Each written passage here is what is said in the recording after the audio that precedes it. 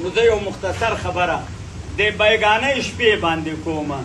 بیګا شپه تېره شوه 20 ستمبر د دې میاشتې. په دې باندې خلک کوټو ته وخاته او الله اکبر الله اکبر الله اکبر اذانونه شروع کړه. ولې دا یو طریقه ده. لږ تپوس خو وکړه اذان په شریعت کې شته د دې 15 نه علاوه د دې 15 نه، خو چې څه وبا راشي، څه قحط راشي، څه سیلاب راشي، څه بل یو مصیبت راشي، نو محمد رسول الله مونږ ته ښودلې ده وایي تاسو اذانونه ووایئ. نو آیا په دې بیګانۍ شپه باندې کمه وبا وه، کم مصیبت و، کم غم و، کم تکلیف و، کم څه چې مونږ چتونو ته ختو او اذانونه مو ویل؟ ها د دې شاته یو خبره وه او دا د ډېر وخت نه وه، خو دا په دې موقع باندې هغه راښکاره کړه. هغه دا ده چې د محمد رسول الله چې دا خاتم النبیین دی، لا نبی بعدي زمانه بل نبی وروستو نشته دی.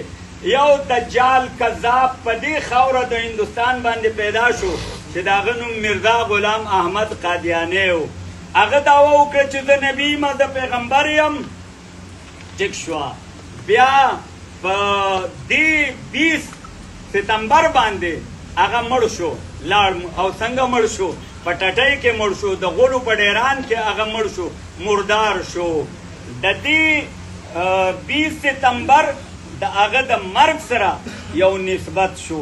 نو هغې باندې د هغه 4 خلیفګان دي، لکه څنګه چې زمونږ ابوبکر صدیق دی، عمر فاروق دی، حضرت عثمان دی، حضرت علی دی.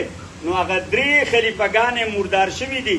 یو اوس پاتې دی، هغې ته مرزا مسرور وایي. مرزا مسرور دا نوم یاد کوي. نو د هغې دا لومبی خلیفه چې دی د هغه نوم دی حکیم نورالدین. دغه حکیم نورالدین هغه ولګېده او د ده د مرګ د دې ورځې په برابرۍ باندې هغه یو میشن شروع کړ. لکه څنګه چې دعوت او تبلیغ جماعتونه دي، نو هغه به خپل جماعتونه لېږل د قادیان نه او هغه ته به میشن نور نوم ایښوده. میشن نور یعنی د نور میشن او د نور پروګرام. او په بار ملکونو کې چې هغوی څومره مرکزونه جوړ کړي دي، که هغه په فرانس کې دي، که هغه په جرمني کې دي، که هغه برطانیه کې دي، نو هغې له نوم مسجد نور ایښودی دی چې د هغه نور جوماتونه دي. نو د 25 ورځو نه دا افوا په دې سوشل میډیا باندې لګیا وه چې په 20 ستمبر باندې د شپې په 9 بجې به مونږه جشن نور مناوو. یعنی د قادیانیانو هغه بنیاد چې هغه ایښودی و هغه به مونږ مناوو. څوک به مناوئ چې کلمه د لا اله الا الله محمد رسول الله ویلې ده.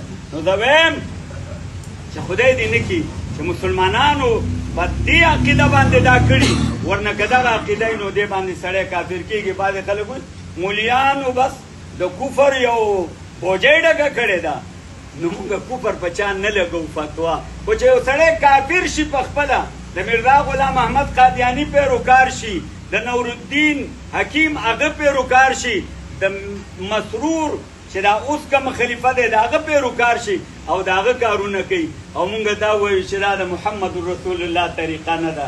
نو دا یو عالم بد وکړه، دا یو ملا بد وکړه. او که په دې خاموش پاتې کېږي د قیامت په ورځ باندې به دا د شیطان اخرس یعنی چاړه شیطان چې ورته وایي د هغه په روپ او د هغه په شکل کې به دا راپاتي.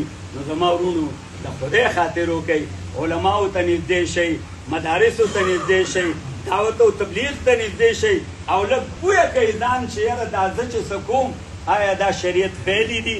نو بیا چې تاسو بېګا چا به اذانونه کړي بیا مو ورسره مونځ وکړه. اذان خو سړی د مانده دپاره وایي، هسې خو اذانونه نه وایي.